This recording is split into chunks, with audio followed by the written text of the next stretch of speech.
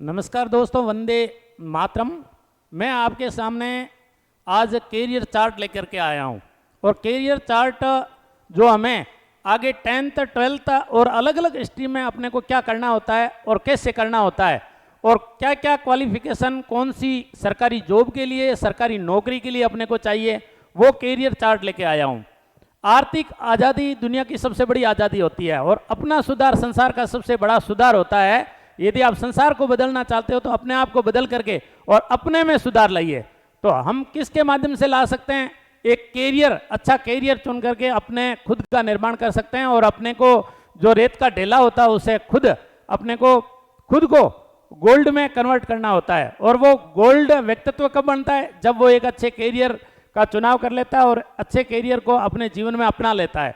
तो हमारे सामने एक कैरियर चार्ट है और इस कैरियर चार्ट के माध्यम से हम समझना चाहते हैं कि कौन सी वैकेंसी कब आ रही है और कौन सी स्ट्रीम में कौन कौन से जॉब सरकारी और गैर सरकारी क्षेत्र में मौजूद है।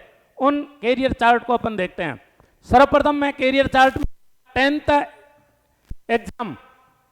एग्जाम आफ्टर 10th के बाद क्या करें, क्या चुने 10th के बाद में, क्या ऐसे सरकारी क्षेत्र में 10th के बाद में क्या क्या जॉब है और गैर सरकारी क्षेत्र में भी ऐसे कई जॉब है जो अपने को 10th के बाद मिलते हैं। जैसे गैर सरकारी क्षेत्र में यदि 10th के बाद में अपने आईआईटी के माध्यम से या किसी और प्राइवेट आईआईटी के माध्यम से यदि अपने डिप्लोमा कर लिया है, जैसे वर्तमान में सबसे उभरता हुआ एनर्जी सेक्टर में और उसमें भी सोलर एनर्जी सबसे बड़ा चमकता हुआ एक कैरियर है। यदि आपने सोलर के अंदर प्लेटों का डिजाइन करना और प्लेटों का निर्माण करना सीख लिया है, जैसे अपने जोधपुर यूनिवर्सिटी के अंदर आईआईटी डिपार्टमेंट है, वो कैरियर के बारे में, सोलर के बारे में बता रहे हैं। तो वो गैर सरकारी क्षेत्र में भी, जहां ये गैर सरकारी क्षेत्रों में आपके सौर पैनल लग रहे हैं, उसमें आप काम में ले सकते हैं। खुद का अपना प्लांट लगा सकते हैं, प्लांट के लिए मदद कर सकते हैं, हेल्पर बन सकते हैं। तो ऐसे सरकारी और गैर सरकारी जो नौकरियां हैं उनके बारे में मैं एक आपका जबरदस्त शानदार चार्ट लेकर के आया हूं। सर्वप्रथम बात करते हैं 10th के बाद में। 10th के बाद में एसएससी सेक्टर में भी खूब सारे जॉब है, लेकिन 10th के बाद में यदि अपन 3 इयर्स का इंजीनियरिंग डिप्लोमा करते हैं तो उसमें 3 इयर्स डिग्री इंजीनियरिंग में भी कर सकते हैं अपन। उसमें गवर्नमेंट कॉन्ट्रैक्टर सिविल इलेक्ट्रिकल का अपने पास में ऑप्शन है। आरटीओ इंस्पेक्टर एग्जाम यदि अपने 3.5 इयर्स का, लगभग 3.5 साल का यदि डिप्लोमा कर रखा है तो, और यदि आपने उसमें कर रखा है यदि 3.5 का आफ्टर 10th के बाद में, तो भी अपने पास में एक मर्चेंट नेवी के अंदर ऑप्शन है। मर्चेंट नेवी, जहां पानी की दुनिया, समुद्र की दुनिया, गहराइयों में गोते लगाने वाली दुनिया, वहां आपको टेक्निकल हेल्पर के रूप में, और नेवी के अंदर पनडुब्बियों के अंदर जहां अपनी मरम्मत करनी होती है, और वहां आपको हेल्पर के रूप में गवर्नमेंट जॉब। 10th के बाद में यदि आपके 3.5 साल का इंजीनियरिंग डिप्लोमा है तो भी आपको वहां ऑप्शन है। इसके बाद में आप LIC एजेंट बन सकते हैं। वर्तमान में भी एक LIC एजेंट जहां आपका शुरुआती 20%, 25% आपका पहली किस्त में कमीशन होता है, और यदि आपने अधिक जॉब अचीवमेंट हासिल किया है, यदि LIC के अंदर आपने किस्तें खूब सारी हासिल की है, तो इस प्रकार आपने जितने एजेंट बनाए अपने नीचे एजेंट बना सकते हैं। और LIC एजेंट के माध्यम से आप LIC जो अकाउंट है सरकारी और गैर सरकारी व्यक्तियों का भी बना सकते हैं। आर्मी नेवी में ऑप्शन है, पुलिस कांस्टेबल, एयरमैन, नाविक, सोल्जर 10th के बाद में। 10th के बाद में आर्ट टीचर डिप्लोमा, ITI यदि आपने कर लिया है तो ITI के अंदर देखो रेलवे में खूब सारी वैकेंसी होती है। यदि आपने 10th के बाद में यदि आपने ITI क्षेत्र में डिप्लोमा कर रखा है, उन डिप्लोमा के भी डिफरेंट डिप्लोमा है, वेरियस डिप्लोमा और वेरियस पोस्ट है। जैसे आपने ITI में फिटर कर रखा है, वेल्डर कर रखा है, मैकेनिस्ट कर रखा है, स्टेनोग्राफर कर रखा है, डीजल मैकेनिक, इलेक्ट्रिक कर रखा है, तो आपके अलग अलग जॉब है। रेलवे टिकट का 10th के बाद में, कलेक्टर TC का और कॉमर्स क्लर्क एग्जाम भी 10th के बाद आप आयोजित होता है। ऐसे ही बैंक, इंश्योरेंस, क्लरिकल एग्जाम होता है जो आप राजस्थानी या किसी राज्य के, उत्तर भारत के बहुत कम लोग होते हैं, यूपी और बिहार को छोड़ दिया जाए तो राजस्थान के बहुत कम लोग हैं जो बैंकिंग सेक्टर में अपना भाग्य आजमा रहे हैं। बैंकिंग सेक्टर जिनको पता है वो एक इजी जॉब है और उसमें खूब सारी आपको सुविधाएं मिलती है। और अपन उधर न जाकर के जो राजस्थान सरकार की वैकेंसियां होती है, या तो राजस्थान अधीनस्थ बोर्ड निकालता है या अपन आरपीएससी निकालते हैं, उधर भागते हैं। जबकि बैंकिंग सेक्टर एक बहुत वाइड सेक्टर है, एक बहुत बड़ा सेक्टर है। जितनी भी 19 से 20 जो अधिसूचित बैंक हैं वो अपने क्लेरिकल से लगा करके अपने अधिकारी मैनेजर तक के पोस्ट निकालती है। तो 10th के बाद में भी आप बैंक, इंश्योरेंस और क्लेरिकल एग्जाम का फॉर्म भर सकते हैं। Other government clerical grade exam होते हैं जो गवर्नमेंट कलर के होते हैं। 2 इयर्स यदि आपने डिप्लोमा कर रखा है डांस और म्यूजिक का, ऐसे ही आपको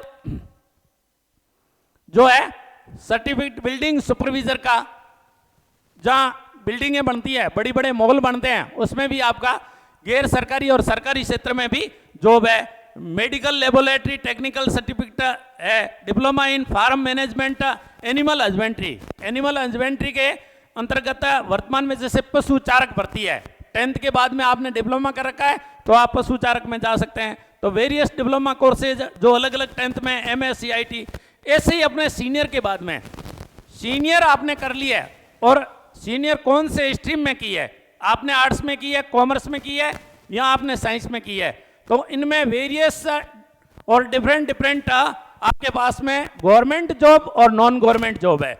ऐसे यदि आपने 10th कर रखी है हायर सेकेंडरी, और यदि आपने हायर सेकेंडरी कॉमर्स में कर रखी है तो आपके पास में क्या ऑप्शन है, हायर सेकेंडरी आपने आर्ट्स में कर रखी है तो आपके पास में अलग जॉब और अलग कैरियर होंगे।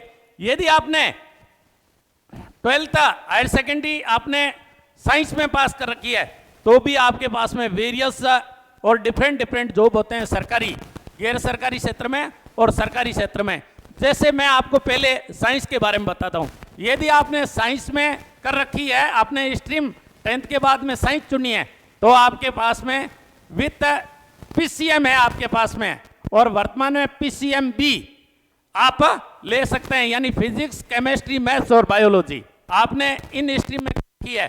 तो BSc इन डेयरी टेक्नोलॉजी में आपका 2 इयर्स का MBA करने के बाद में गवर्नमेंट जॉब है।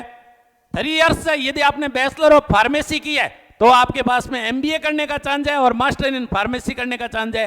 ऐसे ही आपने 4 इयर्स BTech इन एग्रीकल्चर कर रखा है तो आपके पास में MBA ऑप्शन है, MTech ऑप्शन है, और इन एग्रीकल्चर आपने 4 इयर्स BSc बायोटेक्नोलॉजी कर रखा है, 2 इयर्स का आपके पास में कोई डिग्री या डिप्लोमा है तो भी आप MBA करने के बाद में MSc बायोटेक्नोलॉजी में जा सकते हैं।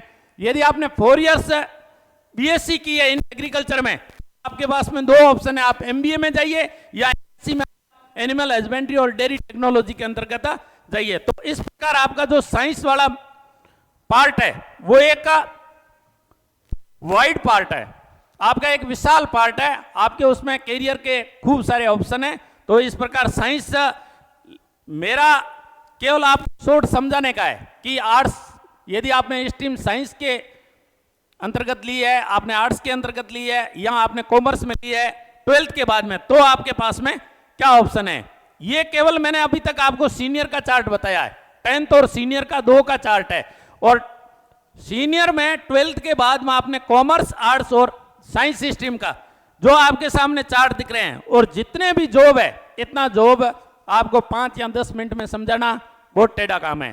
तो जितने भी आपको जॉब है, जैसे साइंस में जॉब है, हम एक एक करके आपको कैरियर न्यूज के अंदर डेली जो भी न्यूज आएगी और जो नई भर्तियां आएगी और नई वैकेंसी आएगी, नया जॉब आएगा, इसके अंतर्गत हम जब भी यदि क्लेरिकल बैंकिंग की भर्ती है और वो हम आपको समझा रहे हैं, तो आपने कॉमर्स सीनियर कर रखी है या आपने ग्रेजुएशन कॉमर्स में कर रखी है या आपने MCOM कॉमर्स में कर रखी है, तो आपके कौन कौन से क्लेरिकल जॉब है, कौन कौन से आपके ऑफिसर रैंक के जॉब है, उनको हम समझाने का कार्य आपको अलग अलग भर्ती के अंतर्गत करेंगे। ऐसे ही आर्ट्स में आपके पास में क्या ऑप्शन है, वर्तमान में आप जो स्ट्रीम चुनी जाती है उसमें अपन साइंस के सब्जेक्ट भी ले सकते हैं और आर्ट्स के सब्जेक्ट भी ले सकते हैं। पहले जब स्ट्रीम चुनते थे तो साइंस के सब्जेक्ट, साइंस यदि आपने स्ट्रीम चुनी है तो आपको साइंस सब्जेक्ट ही ले सकते हैं। अब ऐसा है कि आर्ट्स का हिस्ट्री, ज्योग्राफी और आप मैथ्स भी ले सकते हैं, और मैथ्स की जगह आप बायोलॉजी भी ले सकते हैं और आप केमिस्ट्री भी ले सकते हैं। जो हमारी न्यू एजुकेशन पॉलिसी है 2020, इसके अंदर हमें लगभग 84 से ज़्यादा इतने सब्जेक्ट में हमें वैरायटी दे दी है कि आप इनमें से किसी भी सब्जेक्ट को किसी भी स्ट्रीम में चुनने का अधिकार है, बेशर्ते उस कॉलेज या उस विद्यालय में वो फैकल्टी उपलब्ध हो। यदि आपने किसी यूनिवर्सिटी के अंदर इन सब्जेक्ट को चुना है और वहाँ फैकल्टी है, तो टाइम टेबल बनाने में प्रिंसिपल है वो उन फैकल्टी को यूज करेगा। इसलिए हर स्ट्रीम के अंदर आपने जो भी स्ट्रीम के साथ में सब्जेक्ट चूज किया है, उस सब्जेक्ट को चूज करने के लिए आपको स्वतंत्रता है। तो इसी प्रकार अपने 12th आर्ट्स करने के बाद में आपके पास में डीएड है, बीएसडब्ल्यू है, एमएसडब्ल्यू है, टीचर बनने के चांस है, बीपीएड है, आपको पीटीआई बनने के चांस है, एमए इन मास कम्युनिकेशन वर्तमान में सबसे बड़ा एक सेक्टर है और वो है मास कम्युनिकेशन। पत्रकारिता जो अपन लोकतंत्र का चौथा स्तंभ कहलाता है, पत्रकारिता में भी इतना आपके पास में करियर बनाने के चांस है और इतने अवसर मौजूद है जो अभी भी अपन खूब उन अवसरों को अंधेरे में रखे हुए हैं। वो अवसर अपने हर सामान्य स्टूडेंट के सामने, हर अभिभावक के सामने, हर पेरेंट्स के सामने अभी तक आ नहीं पाए हैं। और ग्रामीण क्षेत्र के व्यक्ति है वो कम्युनिकेशन उनके बीच में गैप होता है, संचार उनके पास में सही तरीके से नहीं पहुंच पाता है, तो अपन इन चीज़ों से अनजान रहते हैं। तो मास कम्युनिकेशन और जो पत्रकारिता का सेक्टर है उसमें खूब सारे हैं। 2 years LLB और LLM बैचलर ऑफ जर्नलिज्म का पूरा ही एक है।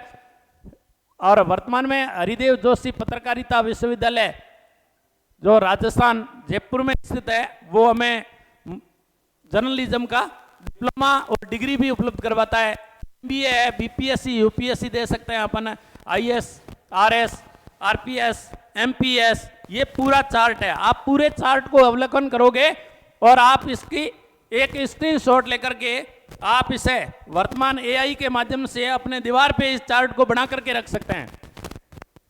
और जो भी हमारे टीचर्स है, हमारे प्रिंसिपल्स है, उनसे मेरे आग्रह रहेगा कि मैं अभी थोड़े दिन पहले एक स्कूल के अंदर, विद्यालय के अंदर ट्रेनिंग कराने गया तो मुझे वहाँ सौभाग्य मिला। मैंने उनके वहाँ एक बहुत बड़ा चार्ट विद्यार्थियों के लिए उपलब्ध देखा। तब मेरे ये दिमाग में आया कि मैंने कहा ये हर राजस्थान की हर विद्यालय में ये चार्ट, कैरियर चार्ट बढ़ना चाहिए। और गवर्नमेंट कैरियर के ऊपर ज़्यादा फोकस कर रही है, कैरियर काउंसलर भी रख रही है, कैरियर काउंसलिंग करवाती भी है, कैरियर मेला सरकारें आयोजित करवा रही है। तो हमारे विद्यालय के अंदर एक ऐसा स्तंभ बना दिया जाए बड़ा, और उस स्तंभ के अंदर कैरियर चार्ट के रूप में अच्छे पेंटर को बुला करके और ऐसे कैरियर चार्ट अपन बना करके विद्यार्थियों को मार्गदर्शन दे सकते हैं और मार्गदर्शन के लिए प्रेरित कर सकते हैं। तो इस प्रकार ये कैरियर चार्ट है, सभी ध्यान से देखें और अपन कौन से जॉब को चुन सकते हैं, सरकारी सेक्टर में क्या क्या जॉब है। अब मैं संक्षिप्त रूप से आपको इतना बता नहीं सकता क्योंकि इस एक एक कैरियर को बताने के लिए कम से कम 1 घंटा चाहिए। आपको यदि वेरियस डिप्लोमा कोर्सेज में